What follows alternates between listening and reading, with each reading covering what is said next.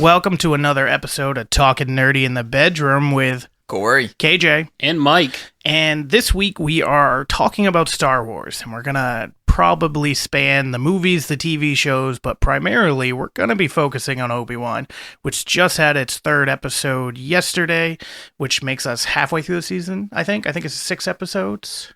Sure. All right, we're going to go with that. I'm pretty sure we're halfway through the season. So what did you think of it so far, Corey? 3 episodes in? I liked it. Wow, geez, thanks. Give us a little bit more than that. Yeah. No, it was amazing. I think it's holding up to my expectations. It's just not surpassing them. Well, that's not necessarily a bad thing. It depends where your expectation was. I remember Mike last week specifically said his expectations were very, very high. Where were yours? Mine were probably high. I think the stuff that's not engaging me as much is the Princess Leia backstory kind of stuff. It's interesting, and obviously they needed it for the storyline of Obi-Wan saving her kind of stuff. But, character development. I didn't really love learning more about her, which I thought I should have enjoyed. Yeah, I mean, I enjoyed it. I don't know why you didn't, besides that we've already established her as sexist.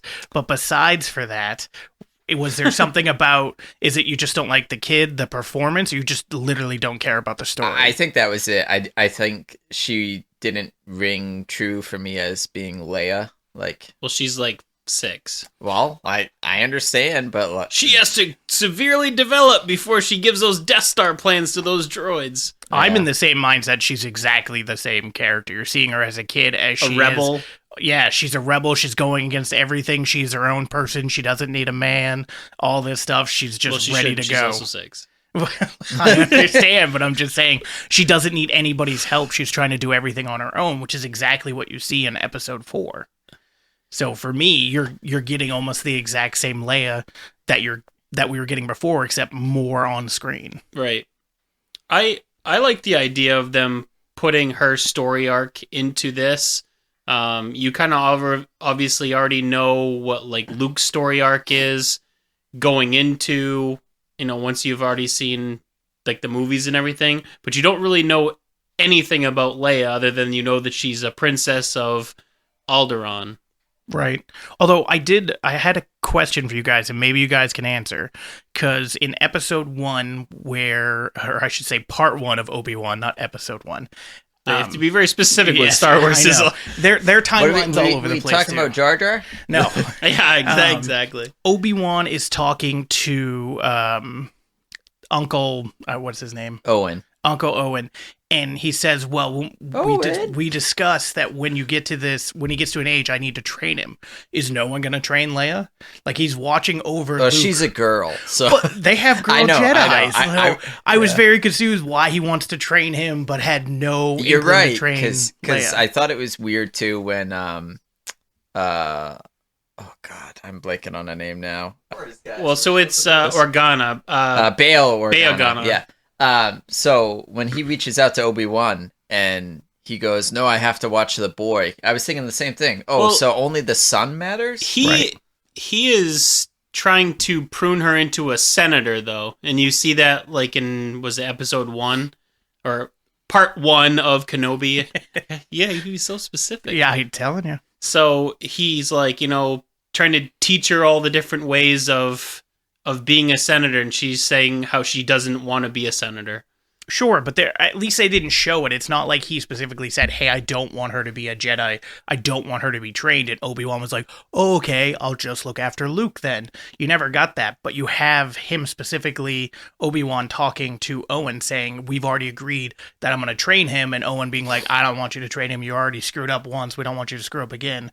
It just seemed really weird that you don't want to potentially train 2 Jedis. Right. And it's also a little bit strange to me that he would want to train Luke. Well, maybe that was one of the agreements that Bail had made very we early on, is that I'm adopt this child, but she won't learn the ways. I mean, they don't say that. I'm pretty sure in episode 3 at the end of it, actual episode 3, not the Obi-Wan series, at the very end, they say that they'll take her. Right. And raise her. They don't specifically say, I'll take her and raise her, not of the ways of the Force.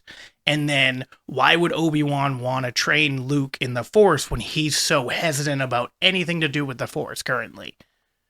That seemed weird to have that agreement. Hey, I'm going to need to train them, but now I'm not going to use the Force at all. So the first couple episodes of this series, he's not using the Force. He's very hesitant towards everything until literally Leia's life is on the line, and then he uses the Force. Back up to when they separate this brother and sister, too.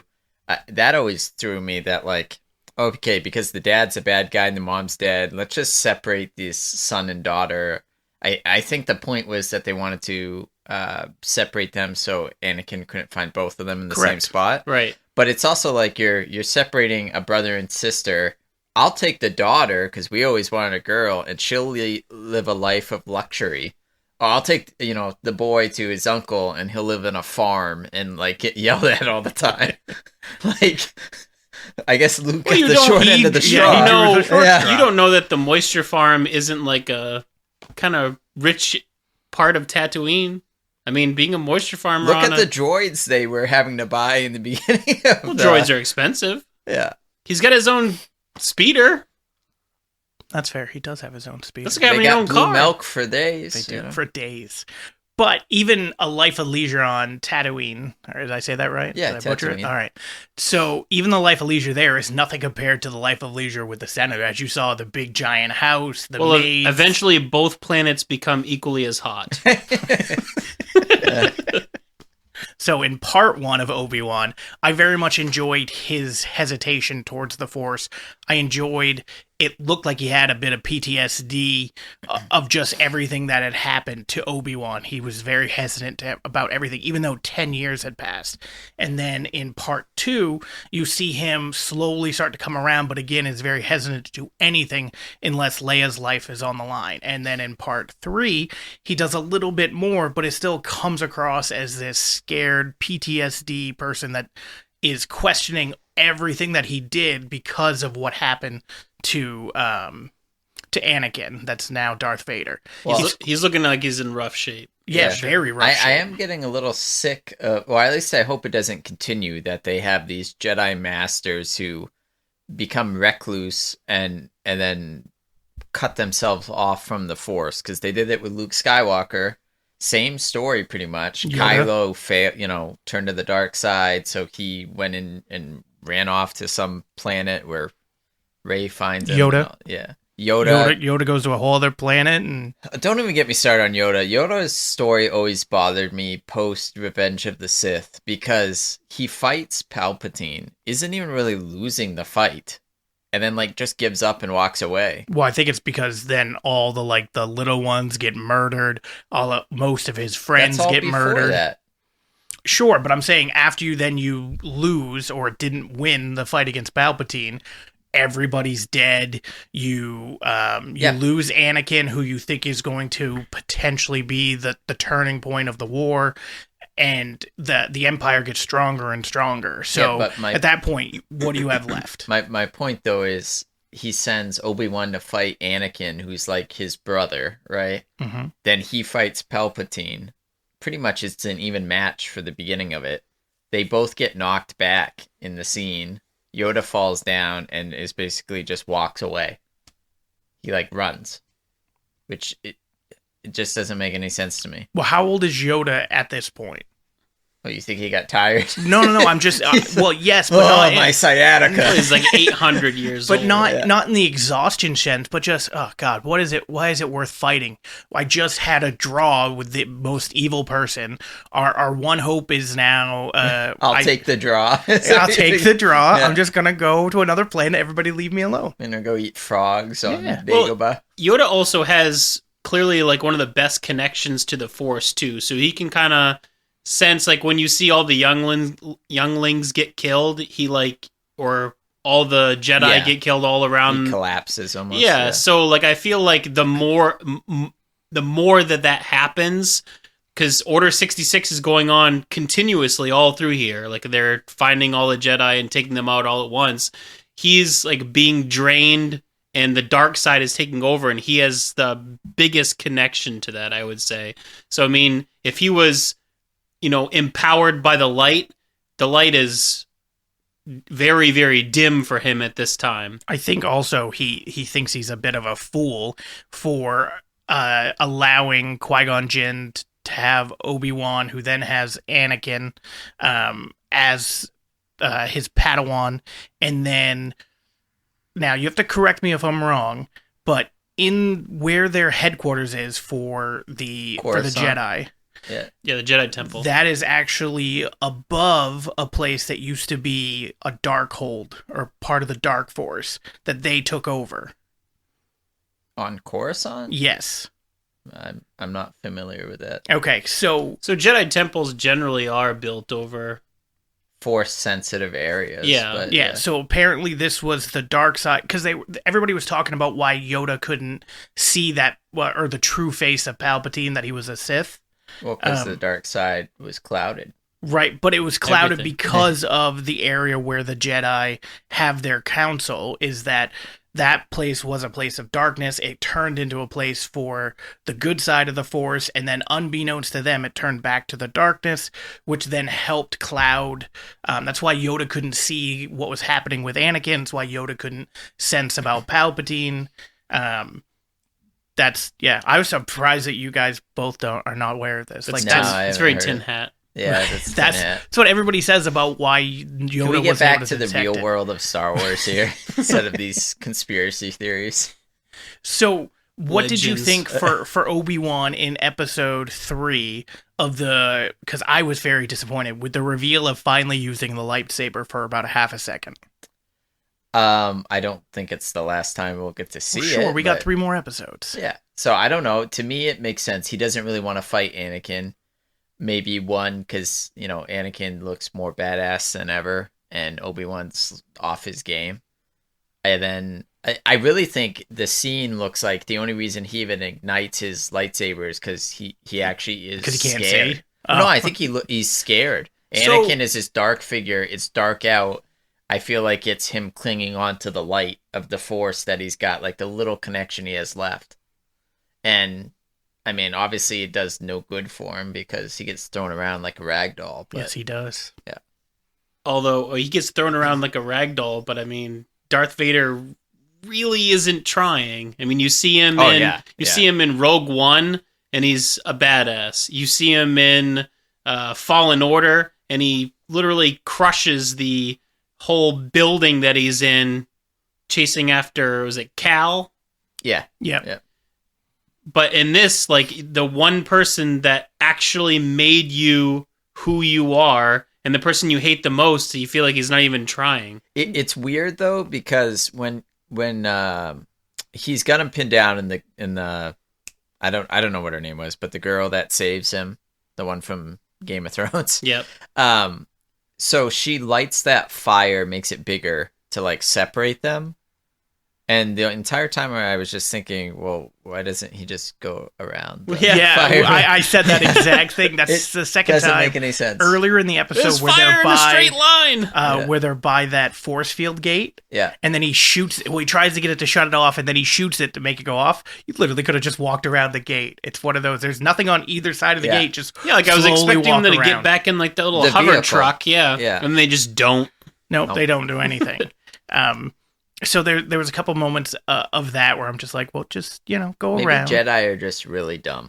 Well, there's also Very linear. Yeah. Darth Vader starts the fire, and then he puts it out as he shoves He didn't Obi-Wan start away. the fire. Yes, he did. Yeah, he lit it with. Oh, The shut fire. up, Corey. So always burning. he starts Yeah. the fire and then throws Obi-Wan on it. Then he puts out the fire and shoves Obi-Wan off it because his plan isn't to kill him; it's to torture him. And then the girl that saves him shoots down, lights the fire back up. Why can't Vader just snuff it out again? Oh yeah, yeah. I was like, okay, that's not what That's what we're I'm gonna saying. do. He's not Or trying. just grab Obi-Wan Oh yeah, from and pull him. To or us. even he could see like they're all trying to shoot at the droid that's helping him. he couldn't force lift the droid and just shove him across the universe. The only justification I was making when I saw it is Anakin's like the little piece of him that's left wants to make Obi-Wan suffer because he feels super betrayed. And so I almost feel like it's a game of cat and mouse to him, and he wants to catch him again. He wants to keep going with it. Because he knows if he brings him in, he has to kill him. You know, the Emperor's not going to let him keep him alive, so... Yeah, you're probably right in that sense, but looking at it, it just looks stupid. Like, unless he literally goes on, and he kind of does, he says a little bit when he first sees Obi-Wan, where he says, God, what does he say? Something to the effect that he doesn't look good and that, that you barely have any powers of the Force. So, unless he goes on in the other episodes to basically just keep catching him and then letting him go, otherwise it looked like a bad moment. It looked like we could just end this right now. We want to progress the story, so we're not going to have it happen. I also feel like it might be the little piece that's good of him left doesn't really want to see Obi-Wan get killed. Right, because we know that he eventually, obviously, turns on Palpatine. Yeah. And this is 10 years, so he's been serving Palpatine for 10 years, so he's seen the full depth of the dark side, and eventually he's probably like, this is not really... I mean, obviously he killed a bunch of younglings, but... Well, not to mention, in this episode, he just started killing people, too. Yeah. He's just like, neck snap, choke. So, I had a plot hole with... I don't know if it's such as a plot hole as me thinking too much into it, but it didn't really say anything about...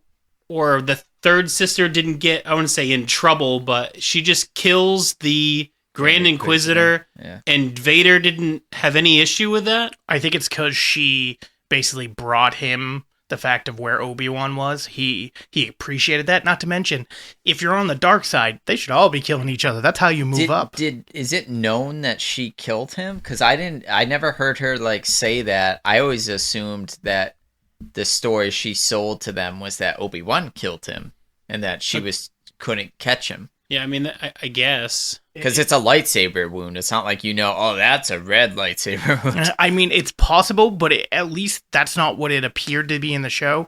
It looked like it was that she clearly killed him to move ahead. And it seems like the other people within her order also know that she clearly killed him. Yeah, I don't know. It never really seemed clear to me that they for sure knew she did it, but I can see what you're saying. Like, to me, the other disciples or inquisitors definitely seemed like they thought she deserved something bad to happen to her, so that probably means they suspect, at least. Right. But I don't know that Vader knew for sure. I also don't know that he would care. Like, he just wants results. It's not the first time he'll have turned on somebody who served him. Right. You don't think they would kind of see that as like insubordination? I mean, you killed your... But that's basically how the Sith operate. Yeah. Yeah, but true, they operate like that, but at some point, you gotta say, that's enough. I mean, other than that, you're competing against him. Killing. I think it would be different if he perceived her as a threat. Then maybe he would care. But as it is, they're basically nothing to him. They're just instruments. I was also looking at that nobody thinks she's anything. Like the other Darth, I don't know what his name is. Grand Inquisitor? Yeah. He basically made her look like a little bitch with the Force, just like laying her out over the table.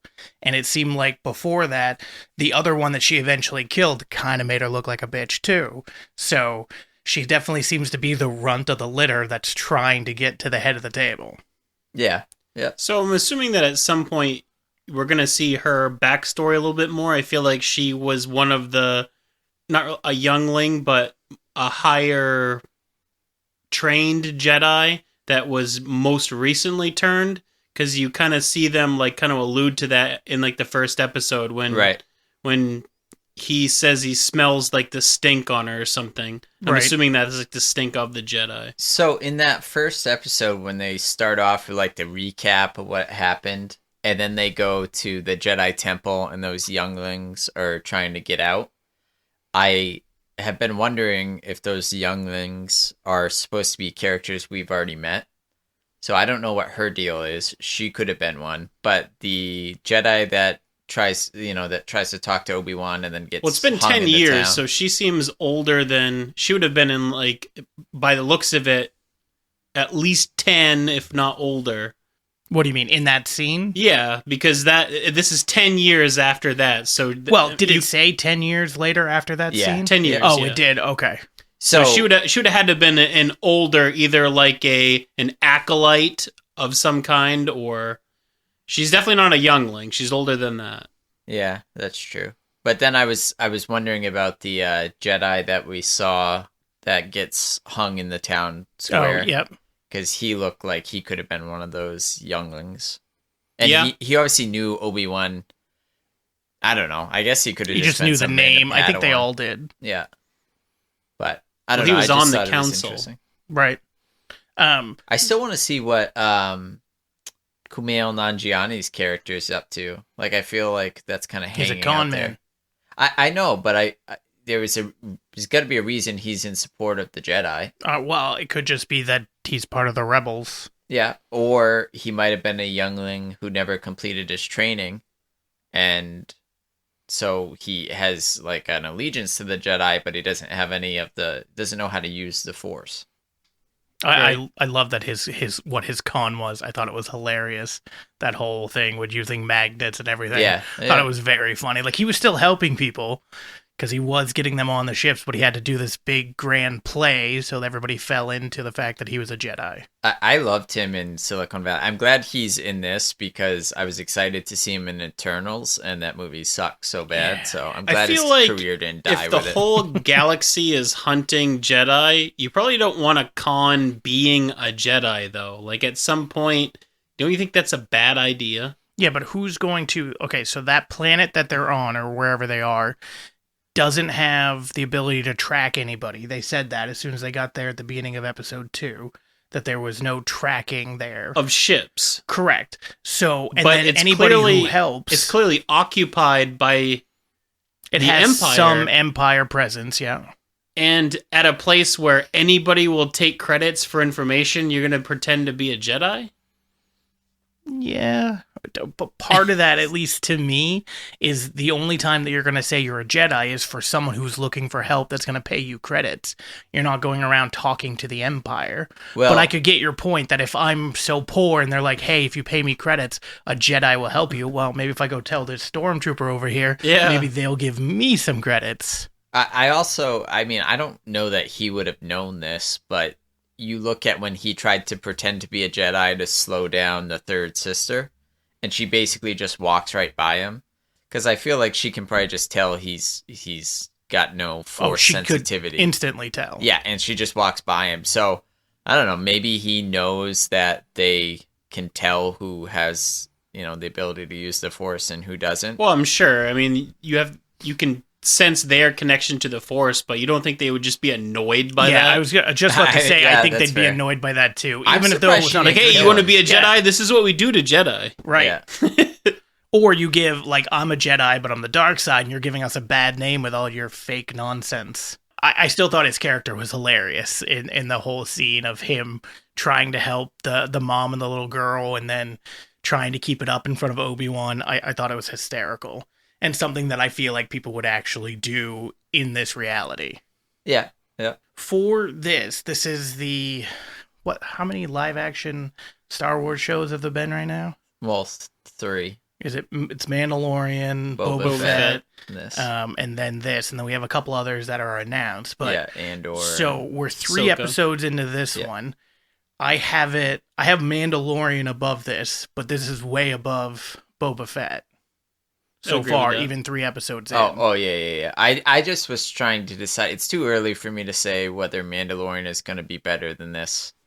I'm in saying its right now, like entirety, if it but just yeah. ended, Yeah. like Mandalorian's still better. But I think I've enjoyed this one more just because I'm more familiar with the characters because I watched obviously episode 1, 2, 3, 4, 5, 6, 7, 8, 9. I will say Boba Fett's episode that's basically just the Mandalorian might be one of my favorite episodes, even taking into account the Mandalorian stuff. Well, it doesn't save the season or the no, series, no, though. and it's not Boba Fett. Right. It's all Mandalorian the entire episode. Right. So. Why they As thought he's they should do training a with the whole dark season. saber. Yeah, and Yep. I really liked that episode, but at the same time, yeah, I'm not gonna give Boba Fett any credit for that. No, well, he was in what, like 2 or 3 episodes of The Mandalorian before they did the spin-off show. Yeah, and he was awesome in That's that. right. You give him that little chunk of space that he's supposed to have. You don't need to do this whole spin-off series of this mysterious figure to make him less mysterious. Right. It's one of the things people loved about him is he's this silent, deadly bounty hunter, and then you find out he has emotions and likes to play with sand people. And you just don't care. Yeah. It's Well, a he long might have time been ago they were sculpted differently from being in that tribe, because supposedly he's in that tribe for 5 years too. Yeah. So like he comes to death's doorbed in the Sarlacc, and then you see him be sculpted by a tribe and become not just, he loses the self, like has to rely on himself and becomes more part of a tribe. So, that you see that part of the character come out. Yeah, he loses all the cool stuff and is left with the other crap. Well, yeah, now he's the daimyo. That show, Boba Fett, had everything I should love. I didn't love it. Like, him riding a Rancor sounds badass, but it sucked. I like that part. Every time Slave 1 was in the picture, You mean Boba Fett's starship. Oh, yeah. Right. Get woke. So with this, he was only in 6.5 minutes of the trilogy, of the original trilogy. Oh, yeah. 6.5 minutes. And Mandalorian, he's in there a little bit more, but mostly it's all about the Mandalorian. He's just there for backup and support. But then you do a whole series based on him. Like, I get people's infatuation with him, but part of that infatuation is the fact it was 6.5 minutes. And in those 6.5 minutes, besides for how he goes out, which is a little bit like a bitch, everything else was great. Like, everything else he does in that show is good as the bounty hunter. But to make a spin-off series just off of this, it reminds me of like The Hangover 1, which was a fantastic movie, and you have little bits and pieces of Zach Galifianakis, and then Hangover 3 is an entire story about Zach Galifianakis and Ken Jeong. Is that how you say his name? Yeah. Basically, they're the main focus. They're the whole story, and that movie bombed because it was awful.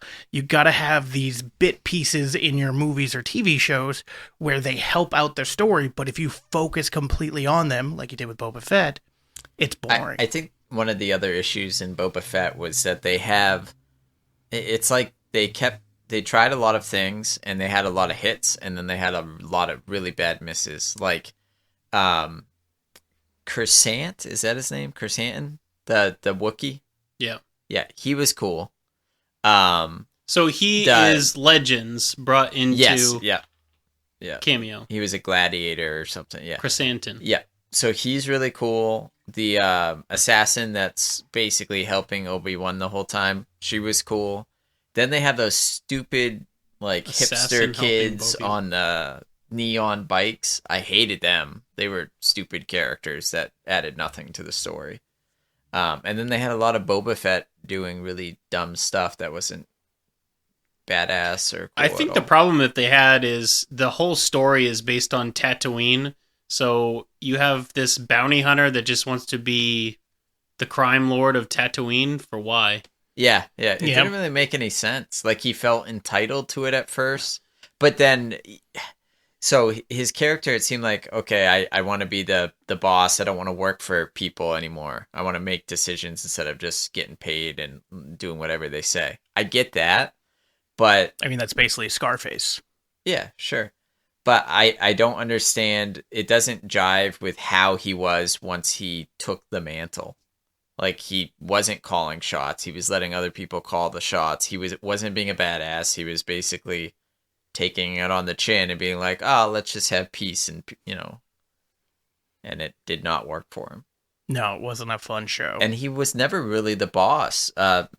I can't remember her character's name, but it's Ming-Na Wen, I think is her name. She's from Agents of S.H.I.E.L.D. too. Oh, yeah. But she was basically calling the shots, in his ear, and then he was just pretending to be the figurehead.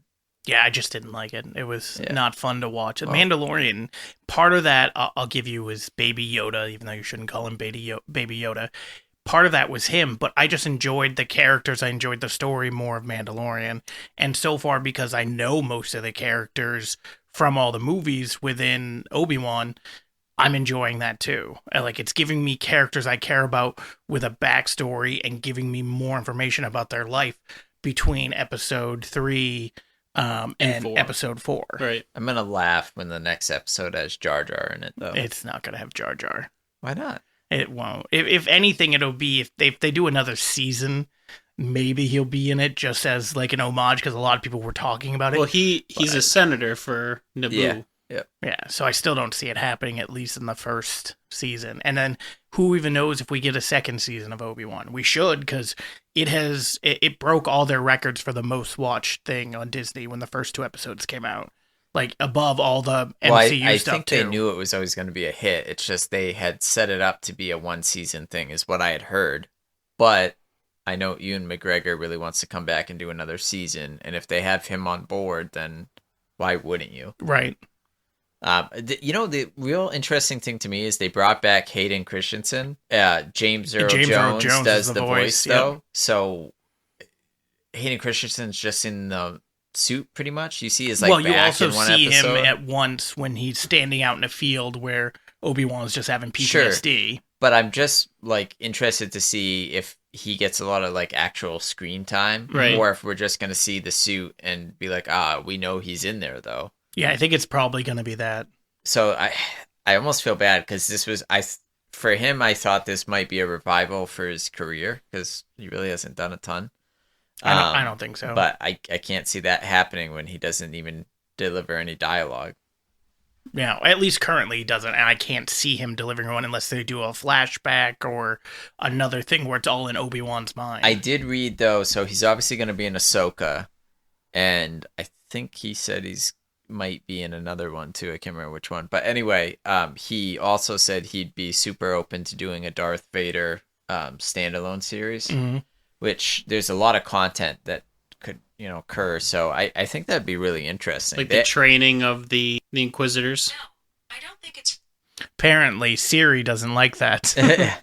So maybe the training of the Inquisitors, but also they have like a Darth Vader comic series, Right. which is just stories of him squaring off with rogue Jedi and a bunch of different things.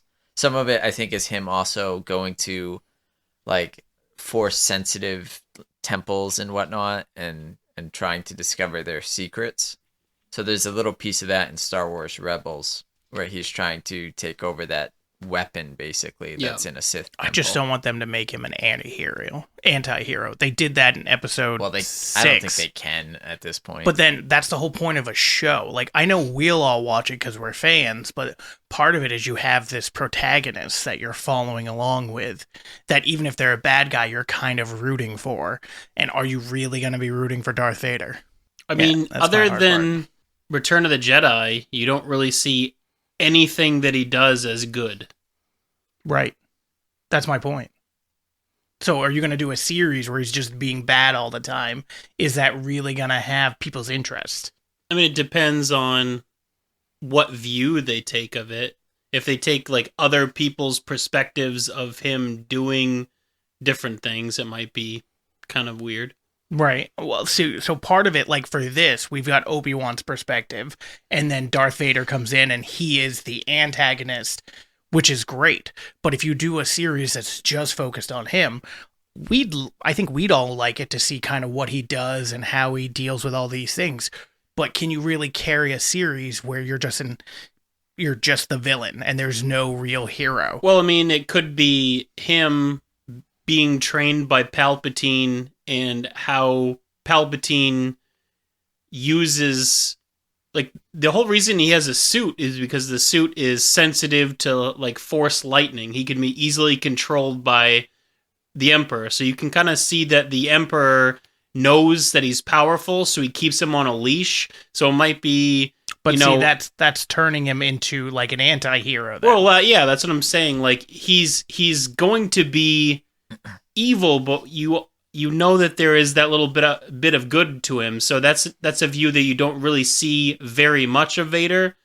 So I mean, it'd be hard to put on screen, but Yeah, that's what I was thinking. Like, I think we'd all be interested to see it, right. but I don't know if it can hold an entire season or series or even multiple seasons with that type of perspective, because you're really not supposed to root for him or feel any way towards him until like episode 7, or excuse me, episode 6, where he actually betrays Palpatine and like saves his son. That's when you're supposed to be kind of rooting for him. You're not supposed to be rooting for him beforehand, where he's doing everything and being this evil person, chopping off Luke's hand and doing all this other stuff. And then even in this one, he's choking people, he's murdering people, he's chasing down Obi-Wan, he's throwing him in the fire.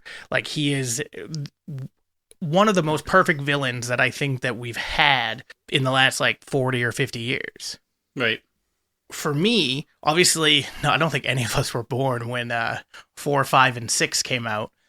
So when did you guys actually start watching Star Wars, or when did you watch the first one? Actually, I just was talking about this. I reconnected with a friend I haven't talked to in a long time, but I think it was in 3rd grade, probably. My friend Ben Meter had me over to his house and played the first one for me.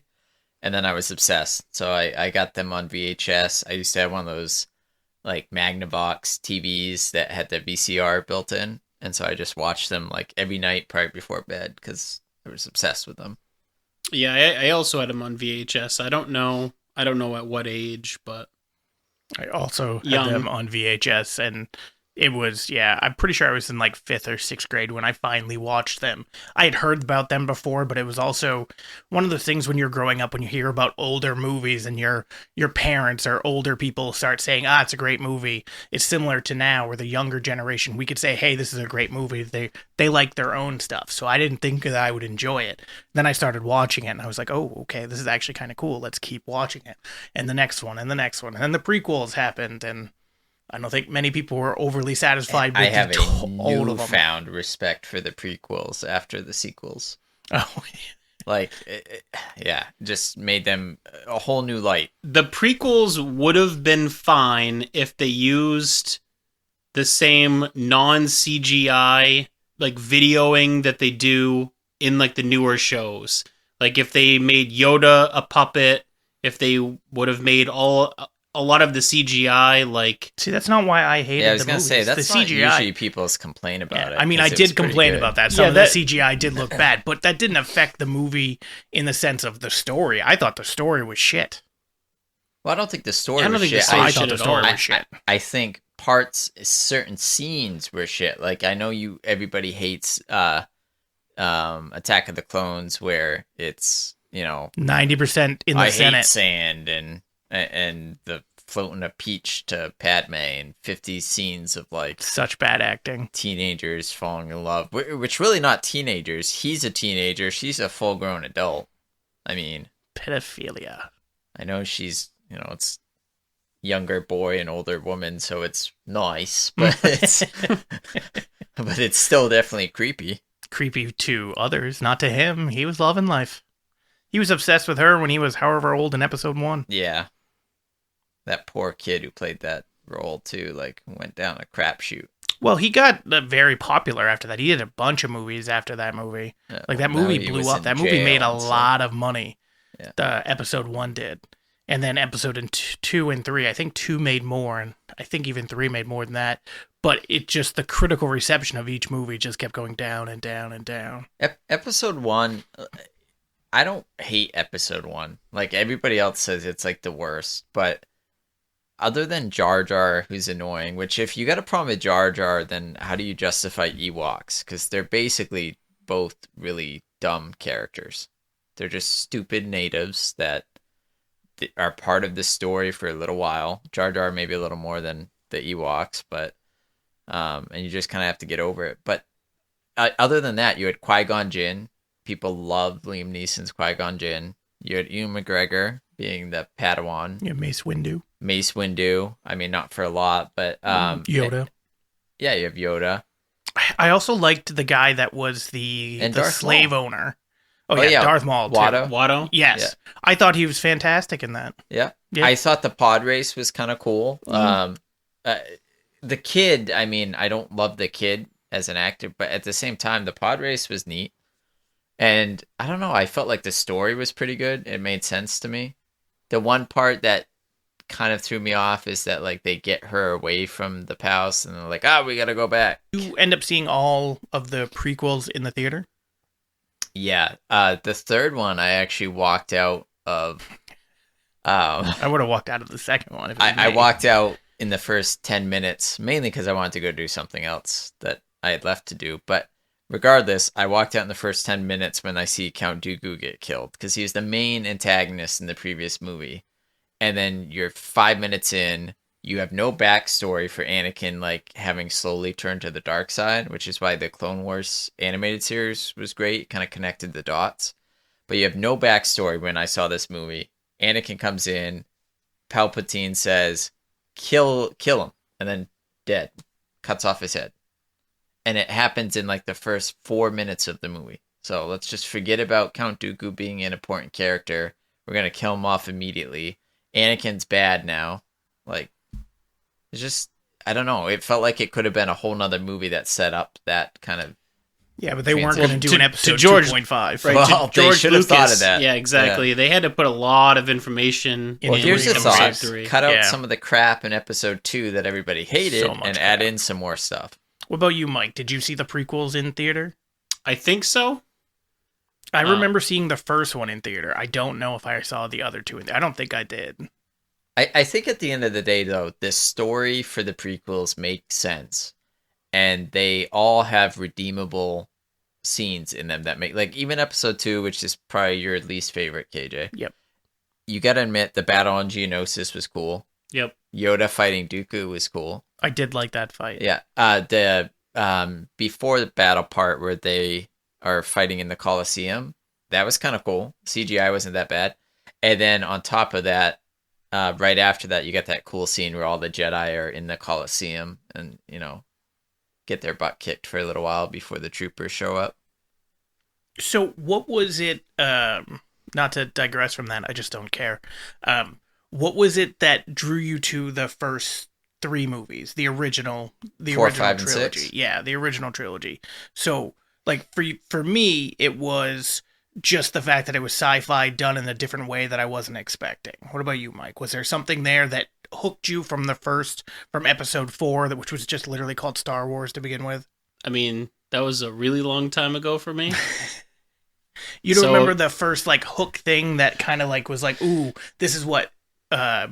did you have any interests beforehand that were sci-fi related that made it go, oh, well, yeah, this fits right into my genre of something I like? I'm pretty sure that, like, the first time I watched it, I was, like, in first grade. Yeah.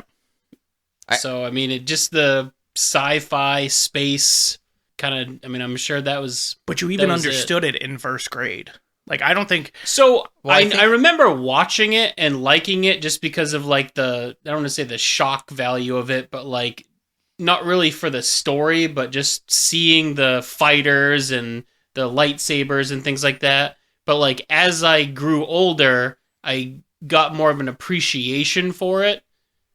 And then as the Star Wars universe evolves and deepens, I like it more and more because it has that much more depth. Yep.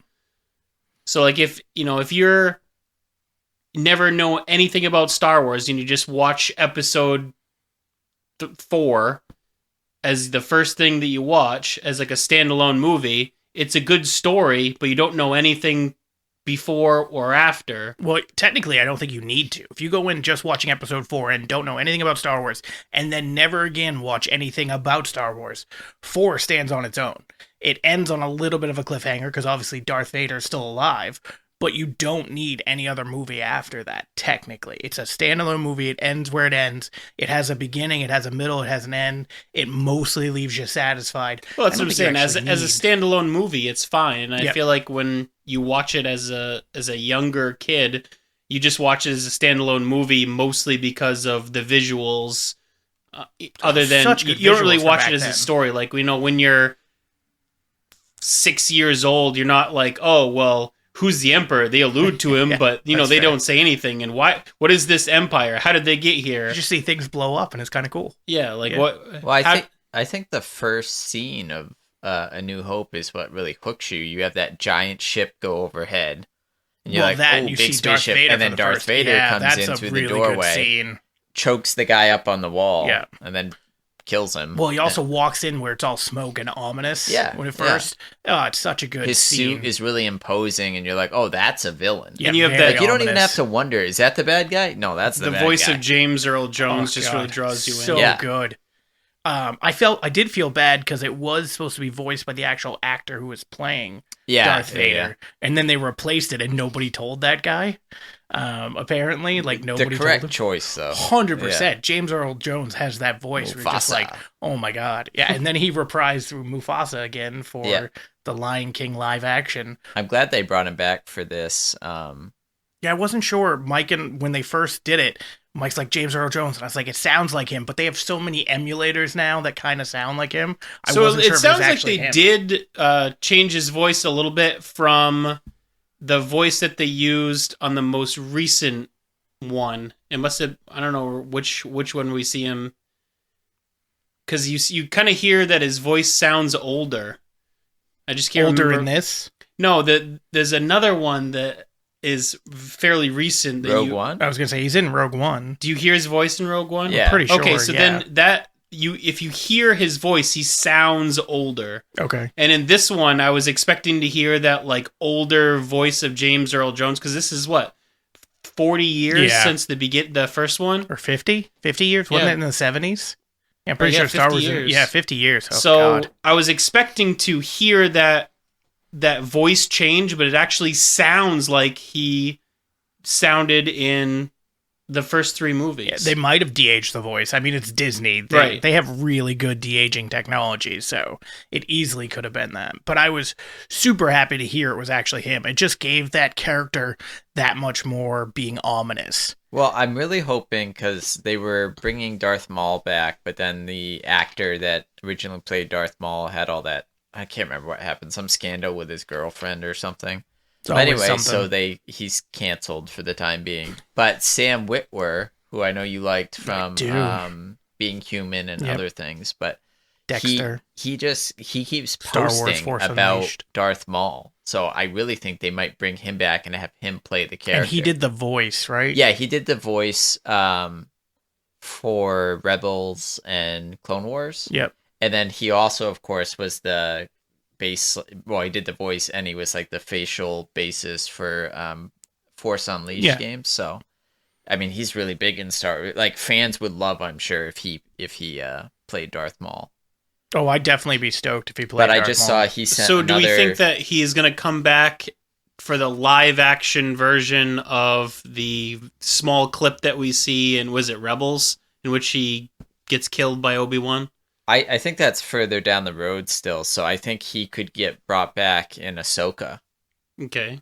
Or Didn't they just do something with Darth Maul? Wasn't he in like some he's after in credit Solo. scene? He's in what? He's not in Rogue One. Oh, he's in not Solo. Rogue One. Solo. Solo. Yeah. Yeah. Yeah. Sorry.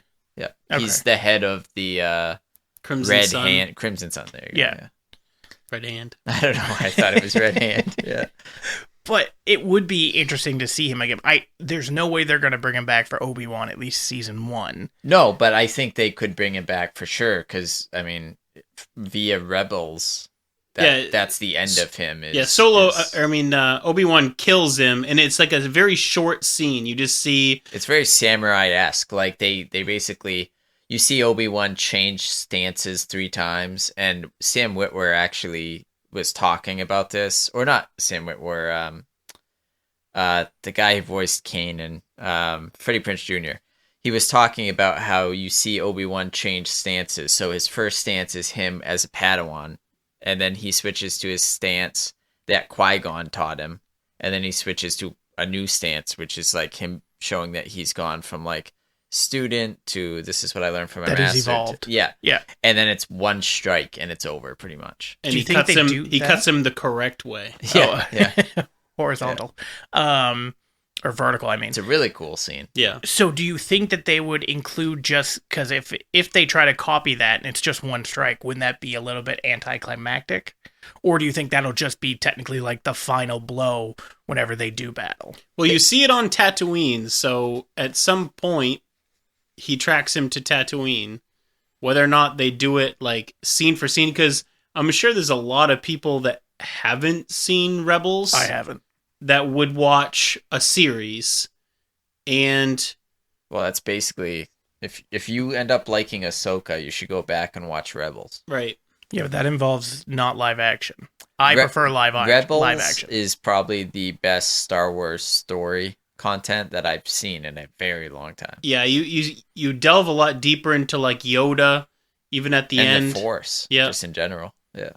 Clone Wars is like you have to get through a lot of seasons of kind of this. Well, was Clone made Wars for kids. began on like Disney XD, Yeah. which was specifically For kids. Right. And then it evolved into a Star Wars storyline for everyone. Yeah, and Rebels kind of starts in that Clone Wars kind of style, and then it kind of takes a much more serious tone. Yeah, by the end of it, it's very dark. Yeah, it's great. And it really explains some things that happen in the Force, and it really sets up the stuff you're going to see in Ahsoka, which is why, again, I really suggest watching it if you're going to watch Ahsoka. But isn't Ahsoka supposed to be live action? Yeah, It is, yeah. Well, let's just make everything live action.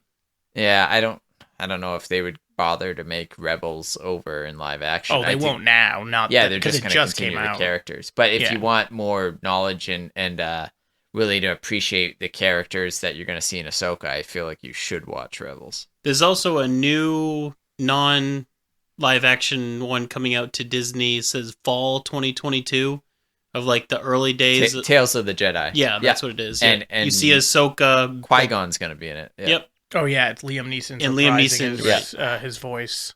I was excited because, it's always those articles where you see, like, Liam Neeson to return to Star Wars. And I'm like, what? And then He it's did. like for an animated Aw. series. Yeah.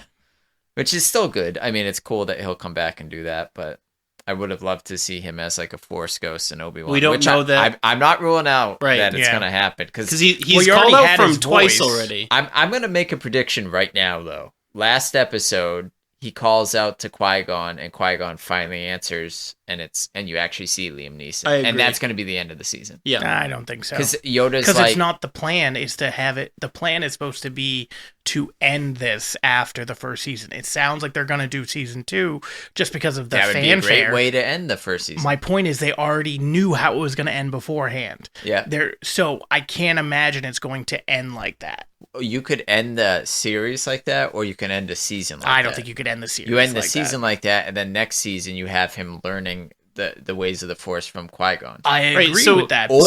Or no. you have it leave off as he finally sees Qui-Gon, and now we've set up that he's going to learn all the things he knows prior to. Yeah, I disagree. And we don't necessarily I think need that's to see it. I don't think they have any plans. If they did at all, it'd be in like if there's gonna be 6 parts to this. After part 5, they do that, and then in part 6, it's something other ending. Well, the beauty of it is we will find out, and I will Like be 3 happy weeks? to tell you I was right. Yeah, I don't see. And when it we do ending the like second that. episode, we'll know if I was right. That's so. true. We will be doing a second part of this once Obi-Wan has officially ended. I feel like they will end it like in open-ended, and you kind of have a gap in the storyline from where Luke grows up anyway, and then some of it is filled with Star Wars Rebels, because somehow he goes from being this like recluse Obi-Wan to strong enough to beat Right. Yeah. Maul, yeah. or To going back to being a recluse yeah. well before episode 4. he's not a recluse at that point because he's ready to train Luke. Well, is he? Because at that point, he's an old man. Luke is in... How old's Luke in episode 4? I don't really know how old he's supposed to be, but he's not old. He's like maybe 20. Yeah, I was going to say, I thought he was in his 18, yeah. I thought he was in his 20s. But either way, that's only 10 years from now. And right now, Obi-Wan looks fantastic compared to how he's supposed to look in a decade Yeah, when episode yeah. 4 takes place. Well, I mean, he just looks different in general, but if his beard and hair went white, he wouldn't look that He different. looks super old in episode 4. He's supposed to. Yeah. He's supposed to look like a 70-year-old man.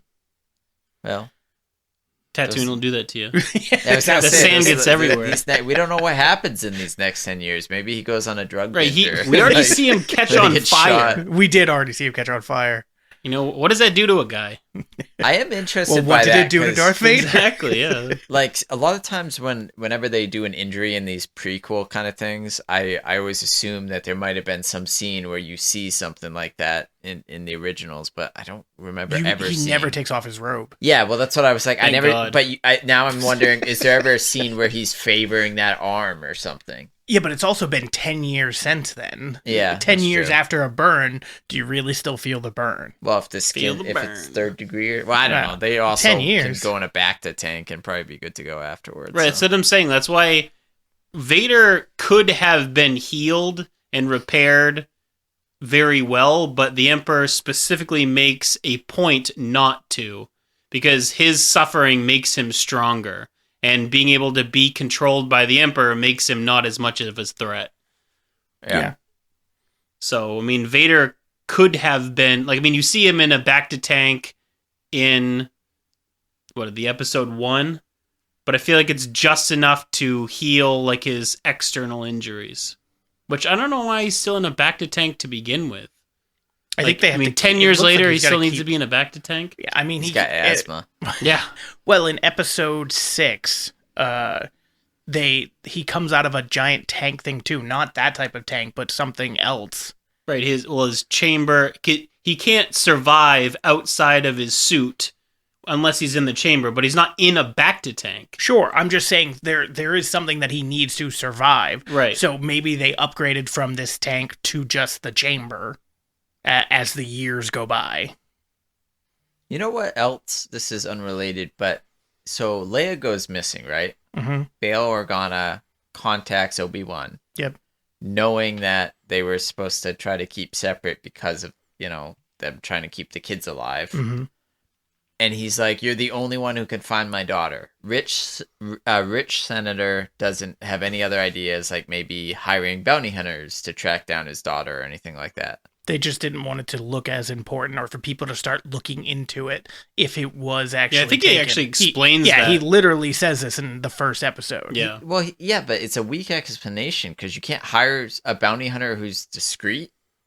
A bounty hunter going up against the Empire that's discreet, that if anybody finds that you hired a bounty hunter to get your daughter back, Yeah, is bounty it hunters really can your daughter? be paid off, whereas Not Boba Fett. Once he has a contract, you're done. Cad Bane. you don't think same. he'd take a higher profit from someone else? Like the Empire? They have enough money to build a Death Star. Well, he's Multiple also like Death Stars. Right. they don't have anyone internal like police or a spy agency that's part of Well, Alderaan. their internal police that allowed her to get captured to begin with. That's true. This is I- little I kids just- I supposed to find be it- guarding my around I the kid. find it planet. hard to believe there's nobody else he could have contacted that could have kept it on I the think down part of low. it's the fact that it's Leia as well. So he's going to contact the only Jedi he knows that knows the importance of of finding her. Leia. Right. Yeah. I guess. He's like one of the few characters that know who she actually is. Yeah, I thought he did a fantastic job explaining that in episode 1. Apparently it wasn't to Corey's I don't specifications, but If I was Obi-Wan, I would have been like, maybe you've just been looking in all the wrong places. Just left you're it an at that. idiot. But he specifically does say find somebody else. He says it a couple different times. Like, can't you hire somebody else? Yeah. All of your arguments Obi-Wan made. I Obi- agree, and I'm with him. I'm like, also, yeah, agreed. Now, the one thing from Obi-Wan's perspective, though, is I don't agree that he's like, I have to watch the boy. Boy's fine.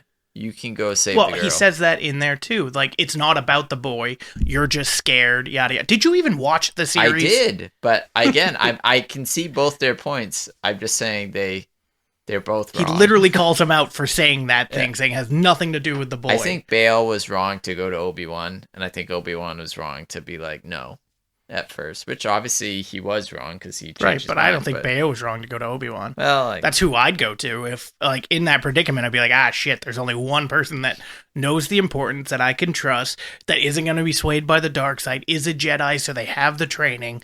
Let's go to him. Also, one of the most hunted people in the galaxy at the moment. I didn't know that they look to be that hunted. They They were really looking have for Obi-Wan. Yeah, they have an Inquisitor team looking. I agree, for but old Jedi. episode 1 on Tatooine, where he's doing all this stuff, it doesn't look like they have much of an Empire presence there until episode 1 actually happens. I also can't get over the fact that Anakin Skywalker was from Tatooine, knows he has family there, never once checked in to see, like not necessarily to check and see if that's where one of the kids might be, but he never followed up and Killed the rest of his family. Yeah, or something. You would think just one late night he'd get on Facebook and be like, "What's Owen up to? Oh, Owen has a new blonde-haired kid. That's weird. I don't see any pictures of her being pregnant. Oh, he looks a lot like I did as like none of this." I don't know. I guess I forgot that he was from Tatooine too. Yeah. Yeah. Yeah. I mean, it makes sense, but I just spaced that he was actually from there. I never understood that, and to be fair, I thought the same thing in 4, 5, and 6. It's not like a new thought. Right, he meets him for like not very long though. He just know that his mom gets married off to the father, the one that's like in a wheelchair or something that gets hurt. Well, so I think two things. One, I can understand probably the easy answer is that he never wanted to set foot on Tatooine again because he has bad memories there. But the second thing is he's also, I mean, the reason he went to the dark side was attachments, and Owen is the only family he has left. It's his half brother, basically, right? So it's not his half brother; it's like his step brother. Oh, no, it's his mom's son, just a different dad. Yeah, that'd be half brother. Yeah. I don't think I think he's already been born. He's old because he's older than Luke. That doesn't mean that they have different dads from the same mom. It just makes them half brothers. Yeah, they're half brothers. Oh, okay. So anyway, I never he has a thing with attachment. I figure at the very least he would send somebody to like abduct them, bring them to his, Vader's fortress, and I just don't think he cares. Like he have doesn't think dinner with about them. them. Actually, anymore. yeah. Now thinking about that, I mean, the Force was strong with Anakin. You'd think it'd also be strong with his half brother, right? Not Right. necessarily. Well, because But I would make that assumption though, and go check. But that's usually, I mean, in the Jedi lore and stuff, it is often genetic. Sure, but it doesn't have to be genetic, or it doesn't mean No, it can't but you skip would a think generation. if you're hunting down Force-sensitive children, you might stop off at your brother who's I just said that. You think you'd at least check. one. Yeah. Let's check once. Yeah. I never made sense. The only justification I could ever think for it was that his mom died there. He didn't want to go back. Right. But that doesn't mean you Is don't that where send she an died? Inquisitor. Was Tatooine? Yeah, she gets And then abducted doesn't by he- sand people, Yeah. and then And The other he thing murders too them is all. once he becomes Vader, he doesn't go back to Tatooine and just obliterate the sand people. yeah, that's Or true, like, too. hey, Well, you he kind want of to test out the obliterated Death that. Star? I got a planet for you. Well, that's Yeah, fair. that's That's probably what he should have done. I hate sand. Yeah, exactly. Now it gets everywhere. And now it is everywhere. Yeah. But no, so he does murder all the sand people, right? In episode Just that 3? tribe. Well, yeah, the tribe Yeah. that kidnapped her. But I think that's the point. Like, it'd be like if a human killed her, is he gonna go kill all humans? Yep. Yeah. I mean, he does kill a lot of humans. Yeah. The Empire is pretty racist. They're pretty much human focused, and they don't like anyone who's not humanoid or really just human. I mean, they've got a bunch in I don't know the about Inquisitor. that. The Inquisitor is not human. All three of And them. so I'm is not the saying they don't first use her. people, The but second brother? if you read any of the expanded universe, there is like a lot of xenophobia that is perpetrated by the Like Empire. Thrawn, Yeah, well, Thrawn is Chiss, right? but and that was one of the things is everybody was surprised he was able to rise to such a high rank, being Chiss and not a human. But the Chiss were like loyal to the Empire, and then he was a genius, so that's why he was able to rise so high. Right. So I don't know, but regardless, You don't think it has anything to do with like it being made in the 70s too? with that it was mostly humans, you mean? Yeah. Well, yeah, of course. That's why Star Trek, like every alien is basically just a human with a funky forehead or weird ears. Right. But that's one of the reasons, again, I will always recommend the Orville is Seth MacFarlane said, if you talk to astrophysicists, they tell you if we meet aliens, they're not going to be like Vulcans with just pointy ears. They're more likely going to be a completely different life form that we're not going to be accustomed to. We might not be able to communicate with.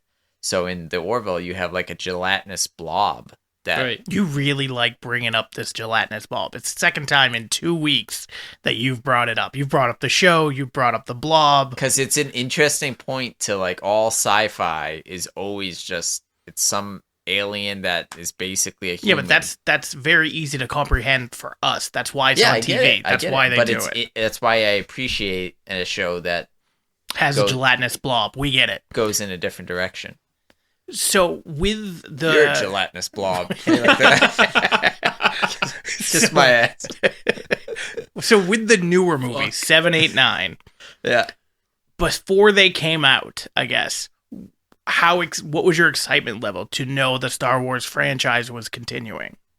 Oh, I was really excited. Well, and to me, I was excited until I saw it. Yeah, I was gonna say to me that you got to remember the Star Wars franchise wasn't done because to me, Rebels and whatnot. I was excited for the movies to continue because a lot of times what happens is even if the movies aren't great, like episode 2 to episode 3, there was that gap I was talking about, which wasn't really explained. So what that did is it drove a lot of good content because then you got the Clone Wars series. And then between that and 4, you had a big gap. So they made Rebels. And so even if the new Shadows of the Empire. Yeah. And so even if the new sequels weren't good, I was really excited because at a minimum, I assumed they would give me some new content to watch. What ended up happening is they were so bad, I didn't even really want to watch any content because I don't care what Rey's doing between episodes or Finn or I don't think 7 was that bad. It's so just a shot-for-shot remake. You did have that... Resistance? Was that what it... Yeah, Resistance. That sucked. I couldn't get into it. I thought it was okay. Well... You have bad taste. I'm just kidding. So 7, I agree with you, was a fine movie. The issue, like you just said, is it was only good because it was A New Hope. Right. It was the exact minus same. Rey being good at everything. Yeah, well, which Luke was wasn't not really New Hope. Necessarily good at everything. She's literally good at everything. She picks up a Rey's good at everything. Yeah, Rey's. I think you said she wasn't. No, she was. So yeah. Again, like I was trying to explain to you earlier. She picks up the lightsaber and then, like, within days knows how to completely master it.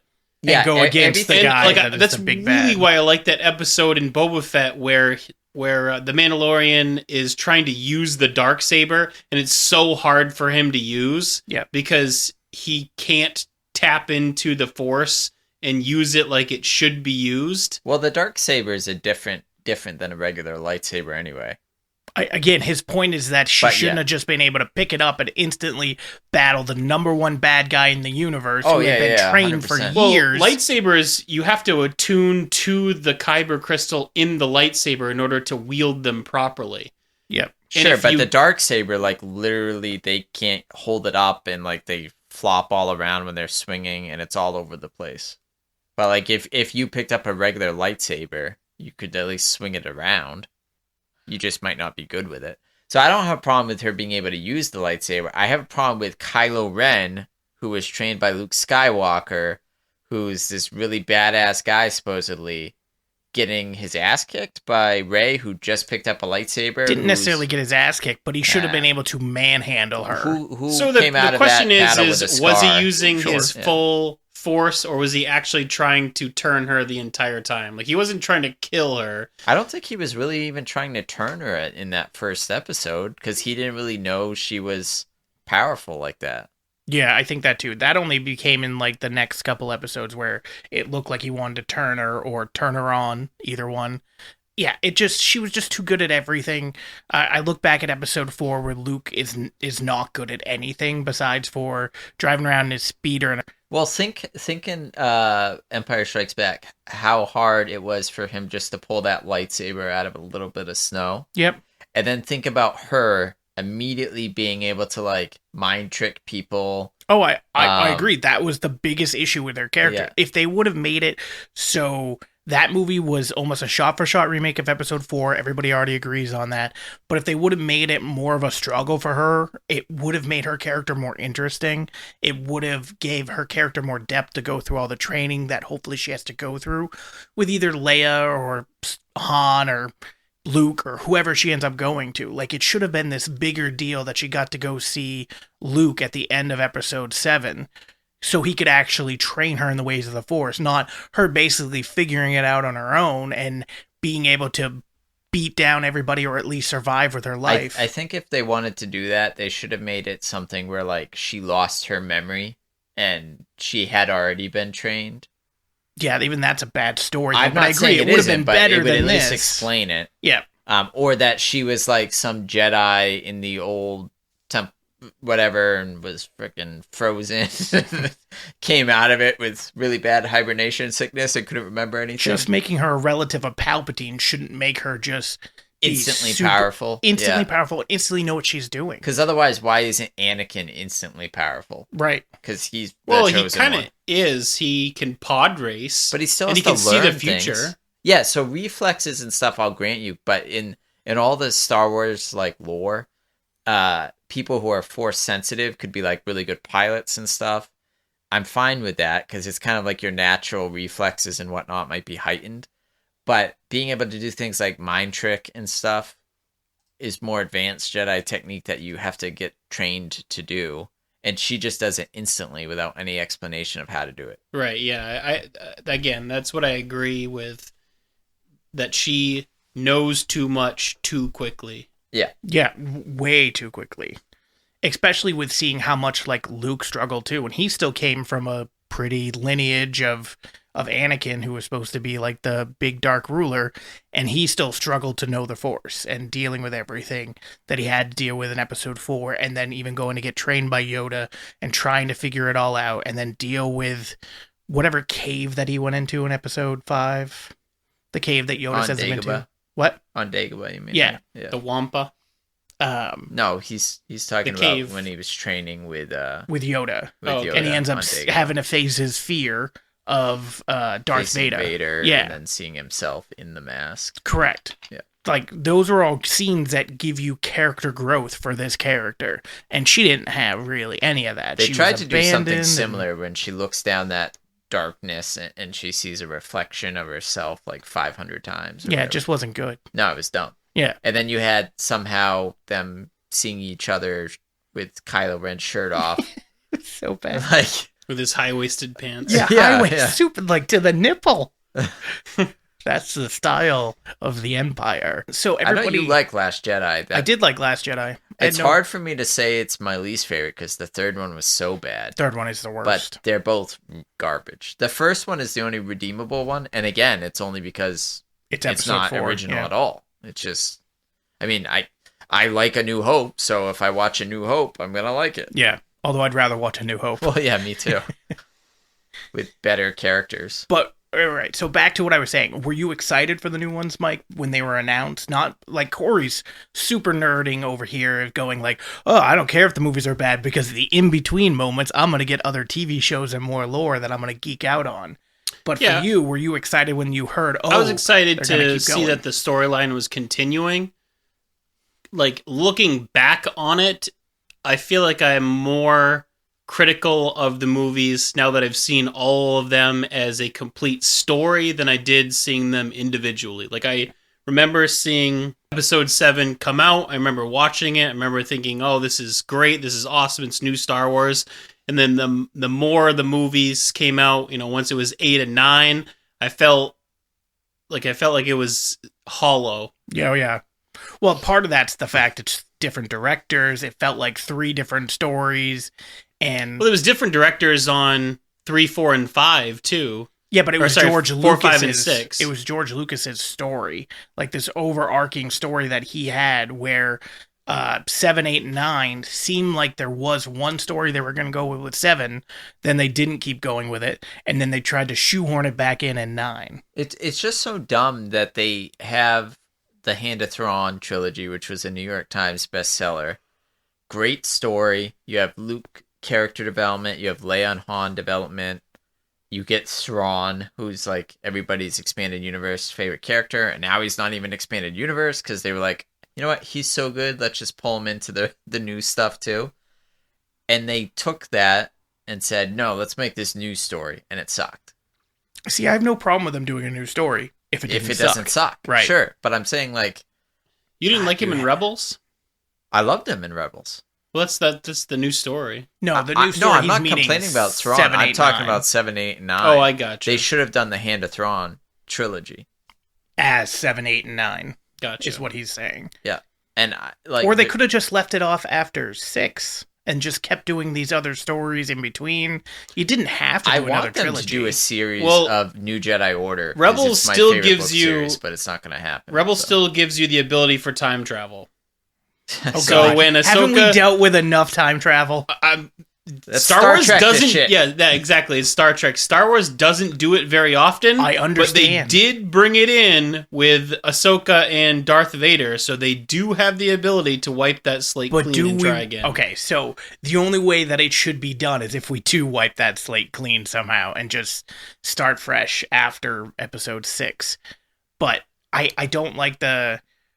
I'd rather them just kind of take what they've done badly and either not necessarily ignore it, but try to somehow turn it into something good.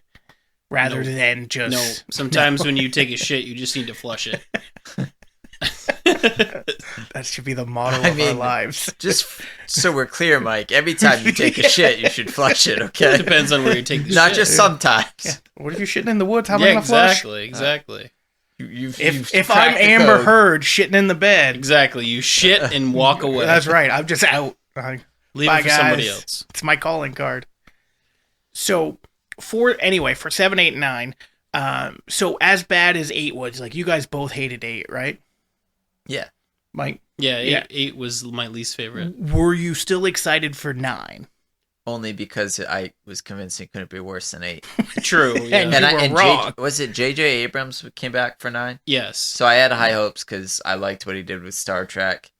And the original, the 7, Star Wars 7 wasn't awful. So I was like, he can maybe get it back on track. But the fact that he tried to shoehorn. He had too much to fix. Yeah. I feel like is the problem with that one. I think it's also the way he went about fixing it. He was just put everything in the scroll. Well, the annoying thing was like, they were like, you know what's cooler than... Palpatine's back. Well, that's kind of burying the lead. They should have just started from the beginning. Like, the director before me fucked this all up. So let's try again. We're going to do 7, 8, 9, and 10, but just really ignore 8. I also really hated that, like, they did the thing where it's like, hey, you know what's cooler than one Star Destroyer? A bunch of Star Destroyers. We'll just fill the whole sky with Star Destroyers. More is always better, right? That's a lot of movies do that as a trope. Like, if you have one movie where it has this big thing and where you're like, oh my god, it's so impressive, and then the sequel goes, how do we make this better? Well, when we have 2 of them, or 5 of them, or 10 of them. I also wish they would stop pulling from better storylines and just pulling pieces to do crap with. Like, Palpatine is cloned. Like, that's a thing that happens in the expanded universe. But they did it so bad. But I don't think they pulled it. I think that was always J.J. Abrams' plan. And build it with Episode 8. But my point is, he didn't come up with the idea. He obviously knew that was a part of lore and was like, we'll pull that part out, but we'll leave out all the good stuff that justifies it. Sure, but it. if he would have done 8, which was the plan, like, I'm pretty sure he was supposed to do 7, 8, 9 before just doing 7 and 9. He could have done a lot with 8 that had to do with that story, where the final shot of that is seeing that Palpatine has been cloned or I something. just love that you have 7, is basically A New Hope. Then you have 8, where they end up on a planet that's not snow, it's salt. It's not snow, KJ, it's white salt. Right, he's like, and you have salt. walkers coming through. And basically have speeders riding out to face off with them. And you have all these people in a bunker that need to escape. Yep. And who's coming in for them? Oh, it's the Dark Sith Lord. How about the so giant dumb. ship that just can't barely catch up with the other ships running low on fuel, Oh, yeah. and then lobbing lasers at them? They're not straight firing. The lasers coming at them are actually arcing through space. I never understood that. That was like the worst plot hole in that whole thing. That's a big plot hole. Why don't we jump 20 feet in front of them? Or send ships Other ships, yeah. They're trying to save fuel. Well, they also, what did they say, if I remember correctly? Their only shield was basically on the back end, right? So they could have sent out some other ships to go around. Well, that's what I'm front. saying. Like, Yeah. I can understand the shields being from behind. I mean, you can angle your deflector shield Right. Yeah. to the rear and have your shields What, in you the sent back. another ship? Exactly, that's what I'm saying. You could just cut them off. Yep. Star Wars has a problem with going around shit. Like they can't do it in Wait, Kenobi. Only I will new say this. stuff. Hey, Only new They stuff. can't do it in Kenobi. They can't do it in Episode 9. That is consistency, Or though. They're consistent. That Right. is a Star Wars thing now. Linear. Yes. They're just like, the path. We could go right around, but no, we're going dead on. Well, I mean, now that you say it, I mean, you got Empire Strikes Back. They got the AT-AT walkers. They see one go down because of a tow cable. And then when they see the other ones doing their line, they just keep walking forward. Like, we could... We can just deal with this. the Straight guy line. just tripped up on his own. Like, we're good. And then you have the third one where the Ewoks put, like, barricades up and stuff. And the chicken walkers, they're, like, walk into them anyway. Yeah. Well, the line of sight on those things is very poor, too. So, for us, we're 3 episodes into Obi-Wan. I think we all like it. Hated it. Yeah, my ass. And it's that definitely too. showed promise. And it's got 3 more episodes until the finale, and then we'll do another episode about the finale and the other 3 episodes of the season. Yep. Does anybody have... Okay, so you were mentioning that you think the final shot is going to be him trying to talk to Qui-Gon. I think it's going to be Qui-Gon talking to him. I don't know if he's going to It- call out It to him definitely again alludes or- to that for sure. You see Yeah. him Trying try to to. talk to him twice now. So at some point he has to talk back, especially where you already have Liam Neeson reprising his role in the new show coming out.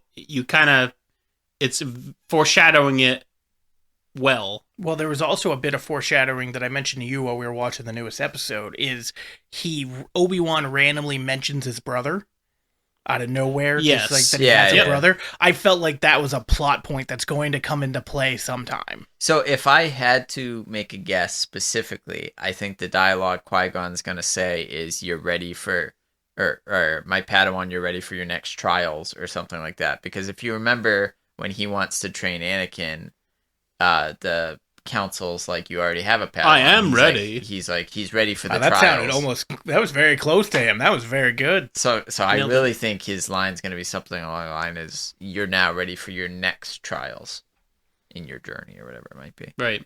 So I could be wrong, but that's just my prediction. It seems like it's setting up that, I mean, obviously at some point he talks to Qui-Gon. Yeah, it does seem like they're setting that up.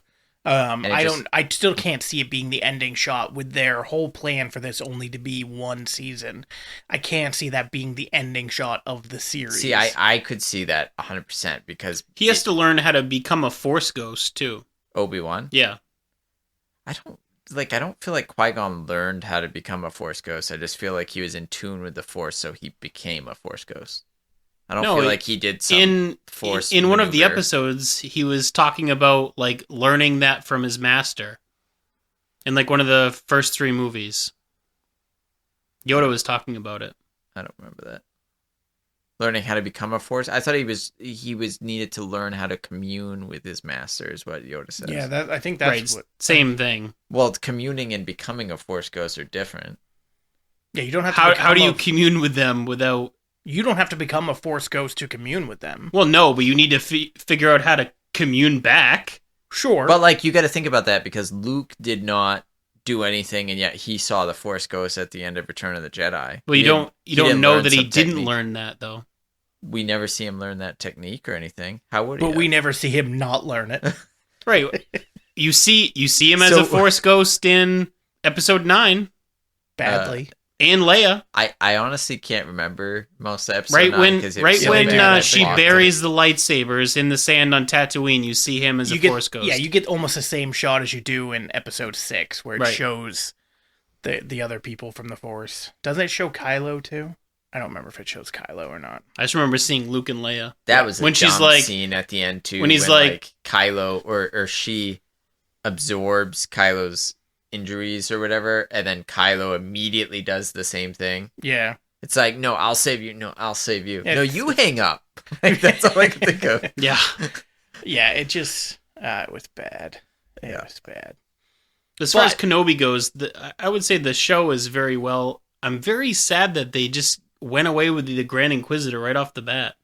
Like, Although it's I such hated a how good he character. I loved the character, but I hated how he was portrayed in this. That was like my one gripe about this series so far. I mean, he wasn't portrayed in it very long. Great, in my opinion, because Grand Inquisitor was so cool in Rebels, and I thought he looked very similar to as he did in Rebels. Nah, he looked. There was an actor everybody Look was at hoping Dooku. was going to be him, and it was not that guy. Look at Dooku in Clone Wars versus Dooku in live action.